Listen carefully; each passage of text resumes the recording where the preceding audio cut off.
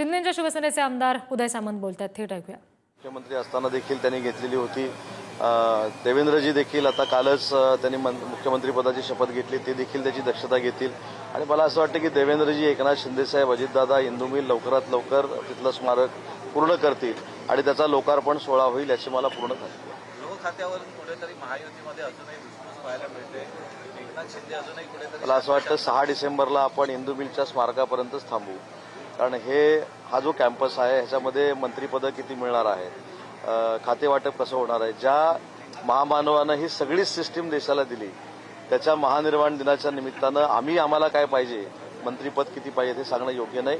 परंतु एवढंच सांगतो की कुठच्याही परिस्थितीमध्ये समन्वयाचा अभाव असणार नाही। तिन्ही नेते समन्वयानं अतिशय चांगल्या पद्धतीने या सगळ्या गोष्टी करतील आणि याच्यातनं महाराष्ट्राचा विकासाचा गाडा आम्हाला पुढे न्यायचा आहे, तो आम्ही नक्की नेऊ, हा विश्वास तुम्हाला भारतरत्न डॉक्टर बाबासाहेब आंबेडकर यांना स्मरून सांगतो। सर, एक प्रश्न, हे वर्ष संविधानाला 75 वर्षे पूर्ण होते, म्हणजे आपण सर्वजण अमृत महोत्सव वर्षी आठवण मानतो।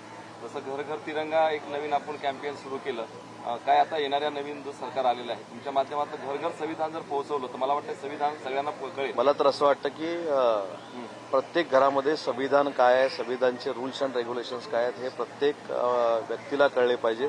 त्याच्या पुढे जाऊन तर माझं असं म्हणणं आहे की शालेय जीवनामध्ये देखील आपल्या भारताचं पवित्र संविधान काय आहे हे देखील कळलं पाहिजे। मी ज्यावेळी उच्च व तंत्रशिक्षण विभागाचा मंत्री होतो त्यावेळी माझ्याकडे शालेय शिक्षण विभाग नव्हता, परंतु संविधानाचा हा उपक्रम, संविधान विद्यार्थ्यांपर्यंत पोहोचवण्याचा उपक्रम हे उच्च व तंत्रशिक्षण विभागाचा मंत्री असताना सुरू केलेला होता कॉलेज स्तरावर।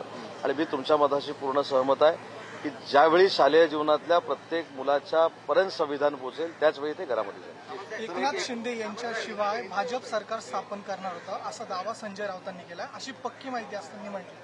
साहेब, मगाशी पण देखील मी सांगितलं की त्या सकाळच्या पत्रकार परिषदेला मी चांगल्या पद्धतीनं रोज उत्तर देत असतो, पण आज हे उत्तर द्यायचं ठिकाण नाही आहे। ज्या ठिकाणी मी उत्तर द्यायचं त्या ठिकाणी नक्की देईन।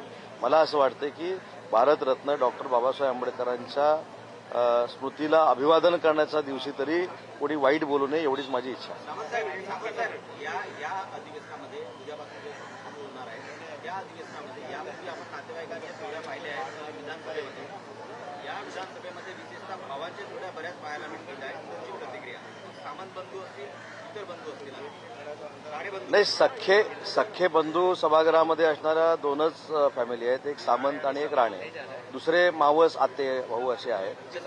परंतु आम्हाला कुटुंब म्हणून समाधान नाही। ज्यावेळी 2 भाऊ एका सभागृहामध्ये लोक निवडून देतात त्यावेळी मला असं वाटतं की लोकांनी आम्हाला दिलेली ताकद आहे, लोकांच्या उपकारामुळे आम्ही त्यांची सेवा करण्यासाठी आज सभागृहामध्ये जातो। मग राणे कुटुंब असेल किंवा आमचं कुटुंब असेल, नक्कीच समाधान आहे। मुख्यमंत्री झाला आणि तुमच्या भावाचा जर प्रश्न आला तर कसं एकंदरीत वातावरण राहील, काय एकंदरीत वातावरण एकंदरीत?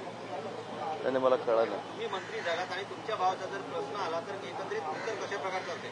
आधी मंत्री होऊ दे, मग या प्रश्नाचं उत्तर दे।